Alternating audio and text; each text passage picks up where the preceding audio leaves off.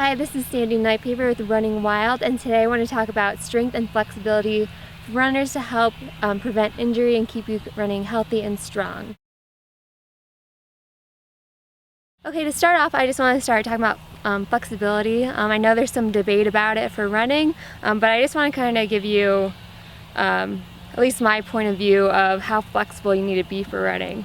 So with your muscles, you kind of want to think, I'll use my hair rubber bands as an example. So this one's, my Girls on the Run one, is really flexible. And so if you're running and you're that flexible, it's going to take a while for the rubber band to snap back.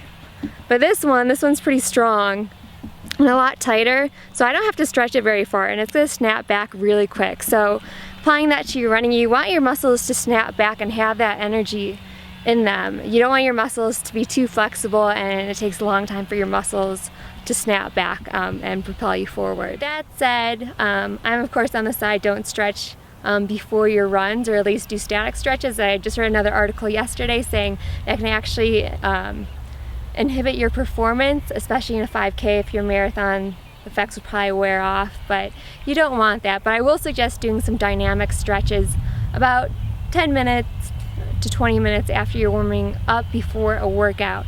And you want to do that pretty much just so you have a good range of motion and to get your muscles warmed up, fired up, and ready to go. So I'll show you just a really quick example of some dynamic stretches.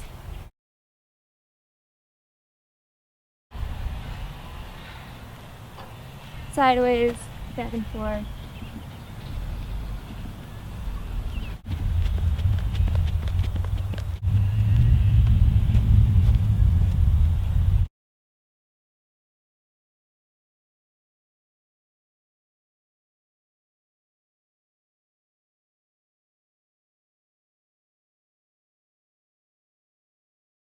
So runners, you're pretty strong with doing that repeated motion, but the one problem is it really builds up a lot of strength in your quads, and some of your other muscles like your hamstrings or glutes, you kind of get left on the, or put on the side, and that muscle imbalance can cause injuries for some runners, and just the body out of balance, it causes some problems. So that's what I'm going to touch on, a lot of different ways to build some strength in a lot of other muscles of your body to help prevent some injuries. Okay, so first common problem area for runners is Achilles tendinitis. So basic, super easy strength exercises, just do calf raises. And as you build up, there's a couple things you can do. You can add a weight and hold a weight as you do it. You can go on a stair, so you have to dip a little bit lower, and that will make it a little bit harder. And this is one thing I don't encourage doing a lot of reps at once if you've never done it before, because if you just go ahead and do 20, you're gonna be really sore the next day, and it's not gonna be fun.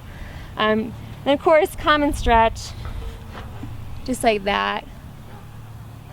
Or even just doing the back of a leg stretch. And another thing, target a little bit lower, is you just bend your knee a little bit. And actually talking about going to plantar fasciitis, if you step on your foot, you actually feel a little bit of a stretch in your plantar fasciitis. Okay, so next I want to talk about hamstrings. It's definitely a problem area for quite a few runners. So let's get right into it. And we're gonna start with the bridge, and then I'm gonna progress from easy to harder levels of bridges. So easiest thing, just lift and then go back down, but don't touch the ground, because if you touch, you're gonna become less engaged and it's not gonna be as effective. Getting a little harder, you lift one leg up in the air. And then if you're really advanced, then you can even put your feet on a medicine ball, and with that balance, you'll be building strength that way. So another way to strengthen your hamstrings is to do a one-legged deadlift. So with this, all you do is have one leg go straight back, keep your other leg straight, and go down. And then you go back up. The way I make this more challenging, I hold a dumbbell in my hands. And so imagine I have a dumbbell in my hands, and then you go up like that. So the easiest way to stretch your hamstrings is pretty simple, and I'm sure everybody's done it, and you just go down and touch your toes. So that's pretty simple, but I'll get into more things when I talk about hips. So we're going to do strength.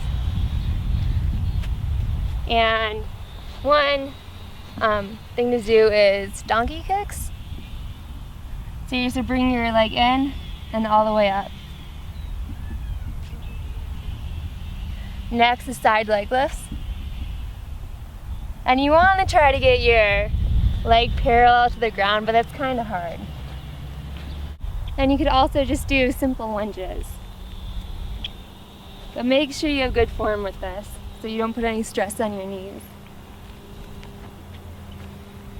Okay, so first thing is pigeon pose. I'm not very good at this.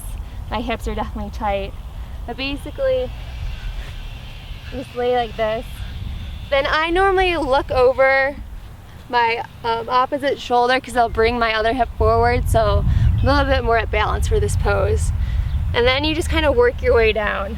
Some people, you just might be like this, and then just go as far down as you can go. And then you just want to hold here for quite a bit, but make sure it doesn't hurt. Okay. Hip stretch 2 is runner's lunge. Pretty simple. If you want to keep your back leg engaged, you can just keep it up and then bring your elbows down, or you can drop your knee down. So this one's kind of hard for me. I know other people who can get their forearms easily on the ground, but I'm kind of right here right now. But you'll really be able to feel it on the inside of your hip. Then right from a runner's lunge, you can go back up and you can grab your other foot, and you have a really nice stretch from the front of your hip all the way down your quad.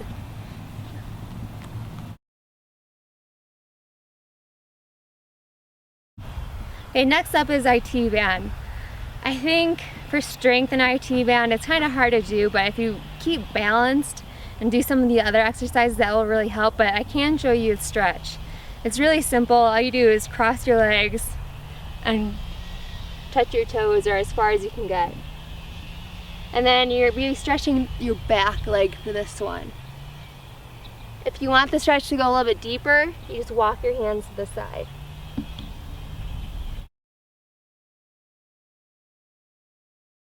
So the last main thing I want to touch on is just doing balancing poses.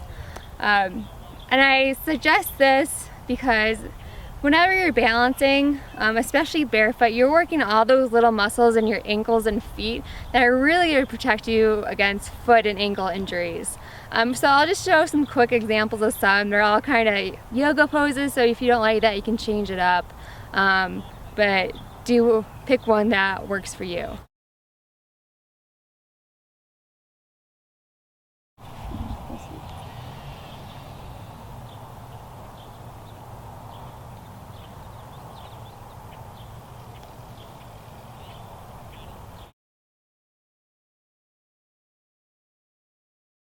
So those are my strengthening exercises and stretches to help prevent injury, but I do want to add some of the biggest ways to prevent injury is just building mileage slowly, not overtraining, listening to your body, and having really good running form. And I already made videos about that, and I'll put links to those up above.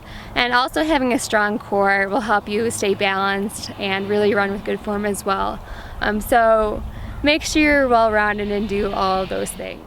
So that's the end of today's running video, but one thing I really want to add, I know the running community is pretty supportive of each other, so if you have a specific question about your own injury or have some extra knowledge, please feel free to share with each other below and help each other out. But thank you for watching. I hope you have many enjoyable, healthy runs ahead of you.